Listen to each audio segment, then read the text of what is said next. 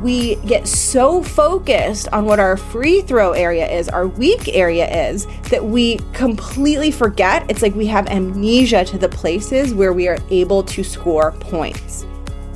The more that you can lean into that and embrace that and own that and really just be in the power and pleasure of being in your strengths and owning your strengths, the stronger your communication will come off. Welcome to The Art of Speaking Up, a podcast that helps professional women access the limitless potential that lies within them. I'm your host, Jessica Guzik, and my mission is to help you find that spark inside you that has the power to transform your career in ways you may not have thought possible. I'm so excited that you're here. And now, on to the show. Welcome to the podcast. Thank you so much for tuning in. I'm Jess. I am the host of this show. I'm also a coach. I work with women who are in the corporate world and in the 9-to-5 world and who are trying to build confidence and find their voice and become really impactful leaders. And I do this work because I came from the corporate world. And while I had a very successful career in the corporate world, I struggled a lot with confidence and a lot with questioning myself. And it took me a really long time to find my voice and kind of like really show up with the actual level of talent that I had.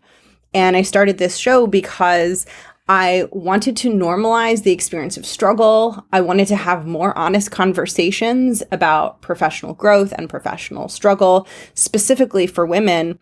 And I wanted to support women out there who are like I was, who are very ambitious and who really want to do big things and want to create success in their careers, but who struggle with a lot of self-doubt and perfectionism and, who sometimes get in their own way. I want to help empower you to believe in yourself and to show up as the version of you that you know is somewhere inside you. That is so important to me.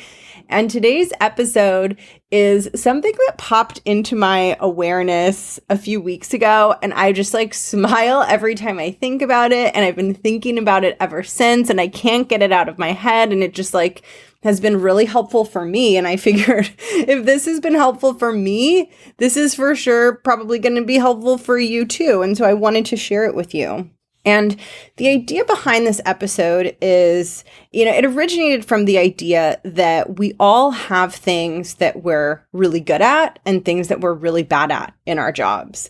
Now, if you're a perfectionist or a recovering perfectionist, or if you have perfectionist tendencies, whatever, if you fall somewhere in the perfectionist camp, as many of us do, myself included, it can feel intolerable to have things that you are not good at. It can feel like your worst nightmare has come true when you encounter things that you aren't as good at. And I've been thinking a lot about this because as just part of my content and my coaching and the work that I do, I'm constantly thinking about imposter syndrome. And I'm constantly thinking of this idea that I believe, which is that no one is good at everything. So I believe that our skills are kind of like a stock portfolio, right? When you invest in the stock market, you tend to not it's considered bad investing to put all your money in one company, right? And so what you do is you take your money and you spread it across a bunch of different companies to invest in the stock market, because some of the companies you invest in are going to grow and you're going to get a return. And some of the companies you invest in are going to lose you money, but hopefully it's going to net out as a positive. And I think of a human's skill set as being very much the same. It's we have a portfolio of skills. Some are winners and some are losers, and that's okay. That's normal.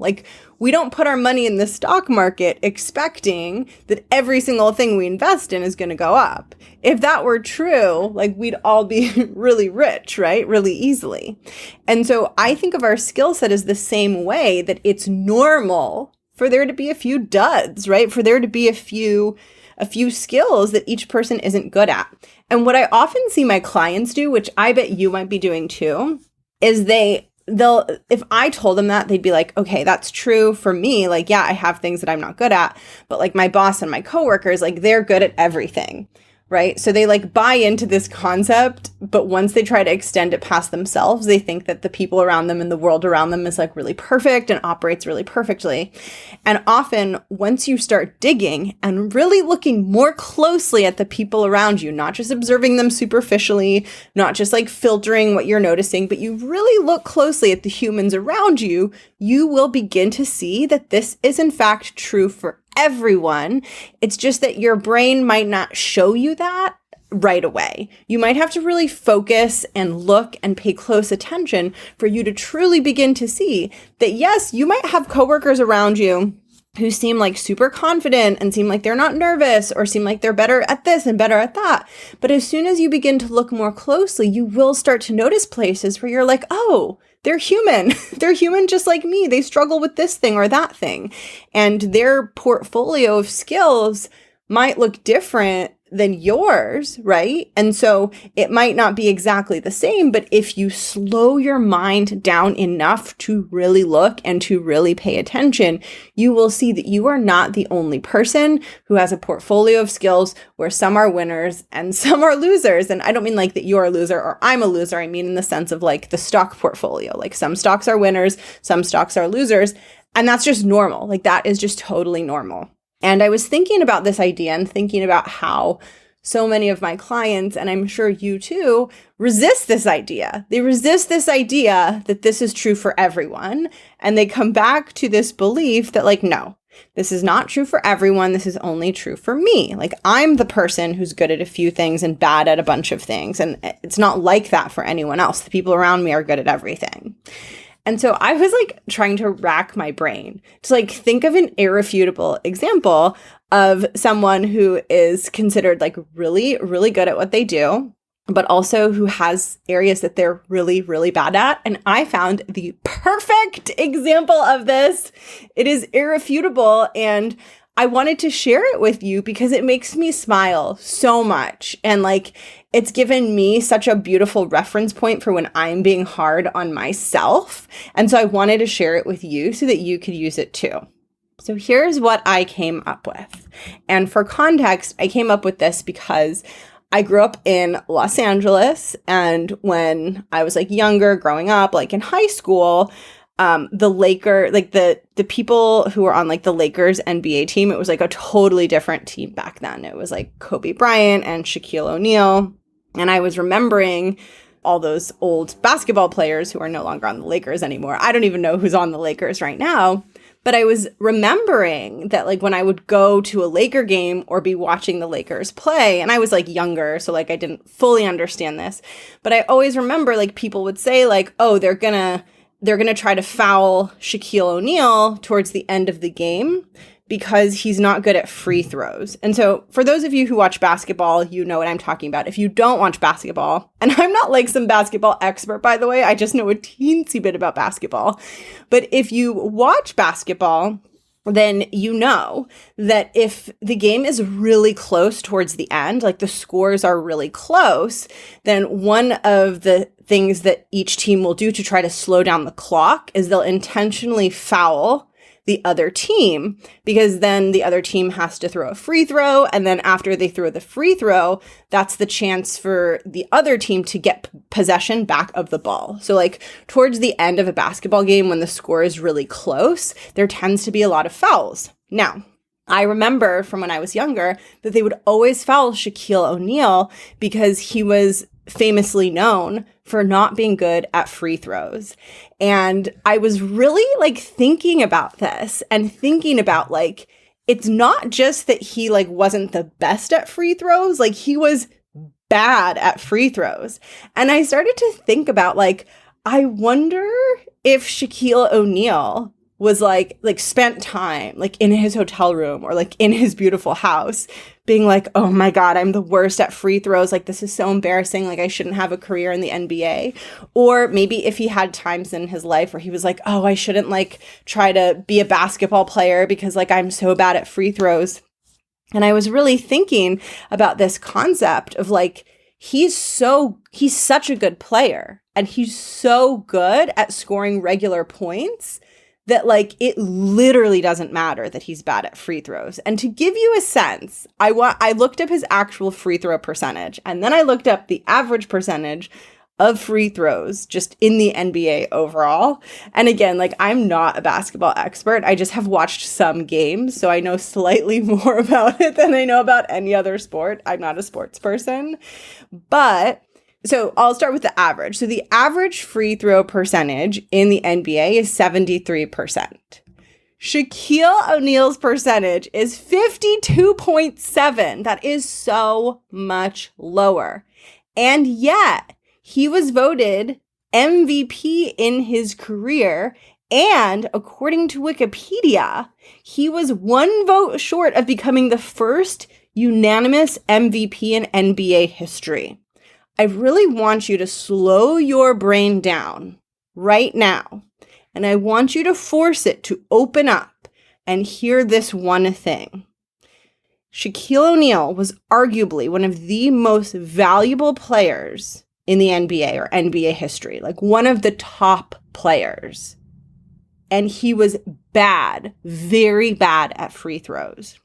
Now, I want you to try to open your mind to this idea that you can be bad at something, and that does not have to prevent you from being an MVP. And what I see so often with my clients is that they are so focused on their quote unquote free throw percentage being low. So whatever it is that you struggle with in your career, whatever is the thing where you're like, everyone else is better at this than I am, my clients will get so focused on that. And all they'll think about is like, well, I have a low free throw percentage. My free throw percentage is only 52.7%. And what I want to offer you is that when you get so focused on that, and when all of your attention goes to that and to focusing on that, you've closed yourself off to a bigger question, which is, what if you're Shaquille O'Neal? What if you are Shaquille O'Neal, but you're not seeing it because you're only focusing on the one thing that's really, really hard for you?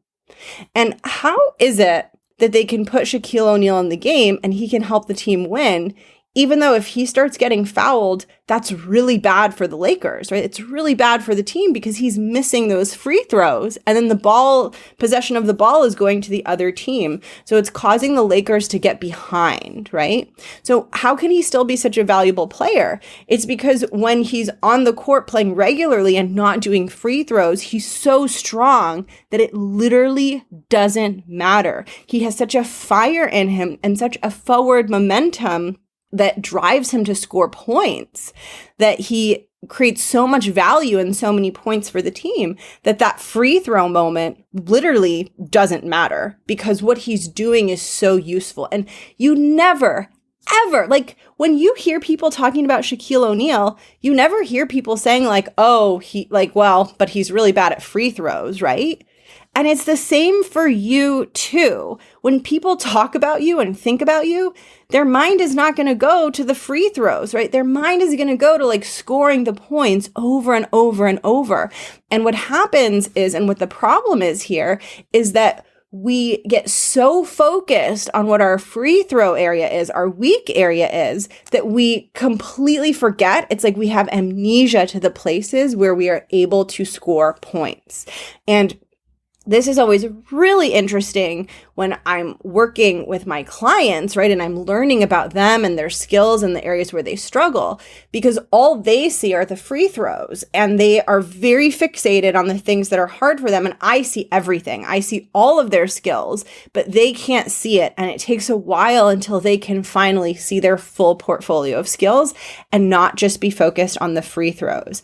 Now, what's so important here is the less that you spend time zooming out and looking at your full portfolio of skills, the less you get to really lean super strongly into the areas that you're good at and make those as powerful as possible.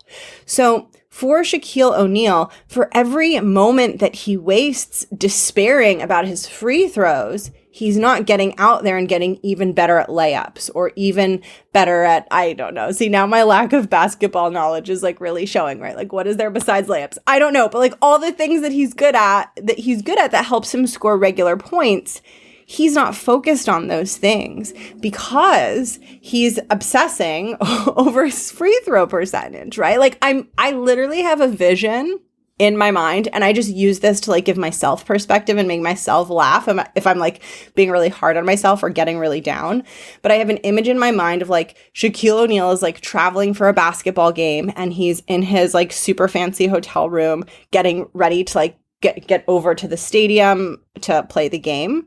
And he's like on his bed with like his head in his hands, like despairing about his free throw percentage, even though like little does he know, like a few hours later, he's going to like win the game or win the championship, but he's like sitting in his bed stressing. That's what I think of as like what we do when we get really fixated on the areas that are hard for us. And it's not to say that you can't grow and improve. You absolutely can.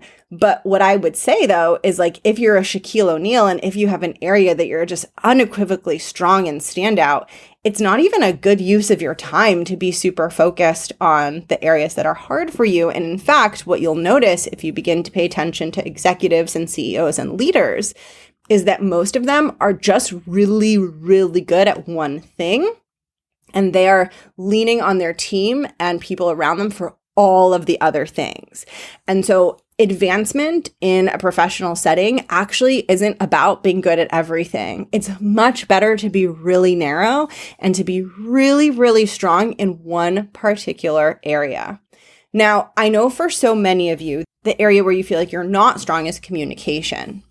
And I do think it's important to get your communication up to a level that you can accurately represent your talents. But here's what people miss, and here's what people don't see that is so important here. Your strength in your subject matter and in the work that you do will help pull your communication forward. Your communication doesn't happen in a vacuum, right? When you're communicating about the topic that you work on. And so when you are really connected to what is it that makes you really effective in your work, and you bring that energy with you to your meetings, it makes your communication much stronger, right? So for example, I'm sure that if Shaq is like on fire and having an amazing game and shooting all the points, and then he's getting fouled a lot and doing a lot of free throws, even though he's not very good at free throws, if he's having an awesome game, he'll probably shoot better free throws overall than if he's having like a really off day and he's not scoring any points and then he's getting fouled and then he's having to do free throws. It becomes like this downward spiral. And so what's so important is that you really owning the area where you do the layups, score the points, right? Where it's just so easy for you. Like it's so easy for him to score those points. It's so easy for him to just make those shots and like, just like get the ball right in the basket and like hang off the rim. Like it looks effortless for him, right? And the more that you can lean into that and embrace that and own that, and really just be in the power and pleasure of being in your strength and owning your strengths, the stronger your communication will come off. And I think this is where there's such a missed opportunity, because I think people throw out the baby with the bathwater and they say, well, like I'm not powerful in the meeting room. And so then they create this whole story that they're bad at everything. And then they're not even using the things that they're good at to help prop up and strengthen their communication. So it would be like Shaq saying, like, I'm not good at free throws. I'm just going to sit in the bench this game. You'd be like, what? Like, what are you saying? That's literally the worst idea you could possibly come up with. And then ironically, if he then has the courage to be like, okay, I'm going to play, even though I'm going to get fouled, and all of America and millions of people are going to watch me miss free throws. If he has the courage to do that and he gets on the court and he does really well, he might do a lot better on his free throws because he's going to be feeling stronger and more confident and more focused. And so it's really dangerous when you let a struggle just completely take over and become your sole focus and become the sole way that you define yourself and your skill set. And it's most dangerous because you get stuck in this story that you're bad at this thing, and so then maybe you're bad at everything, and maybe you're just bad at your job, when really you could be missing something important, which is it's not that you're bad at your whole job. It's not that you're destined to not be successful. It's just that you're Shaquille O'Neal. You're really good at scoring points and you're really not good at free throws. And Shaquille O'Neal was more valuable in the NBA than some players who are decently good at both of those things. So I don't want you to trick or delude yourself into thinking that having this very balanced skill set where you're pretty good at everything is the path to becoming an MVP. It wasn't for Shaquille O'Neal, and I don't think it is for you, and I don't think it is in the professional world. I think it's about anchoring into your strengths, letting those shine as much as possible, knowing what they are, and then most importantly, allowing those to help you feel strong, allowing those to help you feel competent and powerful and good about yourself, and then allowing those good feelings to help prop you up for the moments that are challenging. And no matter how good you get at all of the skills, you're going to have challenging moments in your career. And the most powerful energy you could bring to those moments is the Shaquille O'Neal energy of like, okay, maybe I'm not perfect at this thing, or maybe this thing is harder, this project is harder, this meeting is harder, this presentation is hard, but I'm a damn good basketball player and I'm going to bring that with me as much as I can in this situation. That ability is way more valuable than making every free throw, than having a 100% free throw percentage. It just doesn't matter that much. And so what I would want to ask you to do in the aftermath of this episode is just ask yourself, what if you are a version of Shaquille O'Neal? Like you're a Shaquille O'Neal and you're choosing not to try out for the NBA because of your free throws. Like what if that's you and you're seeing the situation completely incorrectly and you're making choices that are limiting your career because you're not seeing your full skill set accurately? And what would happen in your career if you realize that you're a Shaquille O'Neal and you realize that the free throw percentage is just one part of your entire skill set, and that ultimately the areas where you do bring value are so powerful that they're going to drive forward your success and help you get better and better at the free throws? What if that is true? And what if you could have the career path that you desire without getting really good at free throws? You can try to get better. But when you're struggling with something, it's really important to see if your mind is assuming that the area that's hard for you is going to be a blocker to your success and to your growth. Because while that might feel really true inside you, it's not true. And the more that you can understand that, the more you're going to feel free to pursue what you actually want to pursue in your career. And the more you are going to let go of this illusion that you need to be good at everything and that you need to be perfect. People who have a really distinct strong area and aren't as good at other things are more valuable to an organization than people that are decent at everything. That's just how it works. So I would rather have a really strong area and then have other areas where I'm not as good than be someone who's like B+ across everything. And trust me, there's no such thing as someone who's an A+ or an A across everything. It just doesn't exist. So please don't hold yourself to that standard. So what I want to leave you with today is I want to leave you with the suggestion or the seed planted in your mind that maybe it's not that you suck at everything. Maybe it's just that you're like Shaquille O'Neal, where you have one area that's not your best, but you also have enormous value and talent that overrides all of that. And that is ultimately what you're going to end up building your career and building your success on. And it's not that you can't get better at the areas that are hard for you. It's just that your most efficient, most powerful path to success is one where you zoom out and acknowledge the places where you have natural skills and talents that come so easily to you that you might not even realize that they're there. And so that's what I would want to leave you with. And if your brain is going, That's not true for me. That's true for everyone else. I also want you to just take a minute and interrupt that and say, what if my brain is wrong? What if my brain is doing the thing that it does where it's excluding me and saying that I'm different and that this doesn't apply to me and that I don't have talents and that I'm not Shaquille O'Neal and that I'm somehow worse? Like, what if my brain just does that all the time and I listen to that and that's what's keeping me stuck? And what would happen if I dared to say that maybe my own thinking was wrong and maybe this does apply to me and maybe my potential is a lot greater than I even realize? So that is what I want to leave you with. I hope you are having such a beautiful week and such a beautiful day. If you want to go deeper into my work, head over to my website, jessguzikcoaching.com. That's where you can learn about working with me one-on-one. You can learn about my group programs, and you can find some of my free resources that will support you in your professional journey and your professional evolution. I will drop all the links in the show notes so you can check those out. I hope you have a wonderful, wonderful day, and I will catch you in the next episode. Bye!